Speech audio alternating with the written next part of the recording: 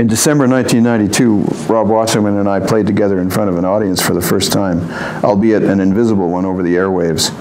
It was the second in a series of live radio shows called Christmas with Cockburn, a brainchild of the head of radio promotion at Columbia Records, Paul Rappaport.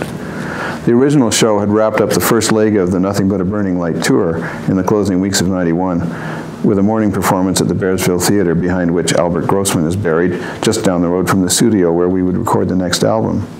I was into the idea of doing a Christmas show, but I insisted that it reflect the spiritual aspect of the season. No Jingle Bell Rock or Rudolph the Red-Nosed Reindeer. When it came time for show number 2, there was no tour in progress, so we had to gather guests from the world at large. I sought out Roseanne Cash. I had recently appeared with her and Lucinda Williams on Austin City Limits. And Rob Wasserman. Both said yes. I knew that Rob had played with Lou Reed for many years, so I asked if he could get Lou to join us. A week or so later, I was on the phone listening to the unmistakable voice of Mr. Reed. I explained what the show was all about, and he said, well, I'd have to do a Jewish song. No problem, I said, if you can think of anything but dreidel, dreidel, dreidel. Sure, said Lou, I'll find something else. He came off terse, somewhat gruff, gravel in the throat, though civil and less intimidating than I had feared. Some days later, he called and announced, I'm going to have to do dreidel. There are no other Hanukkah songs, but I'm going to do a rock and roll version of it. Okay, fine.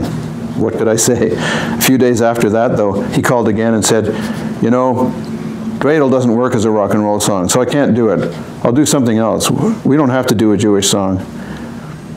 I have no problem with Jewish songs, I told him, but I'm glad you're not doing dreidel, dreidel, dreidel. In the end, Lou brightened things up with a song called Christmas in February about homeless and addicted Vietnam veterans.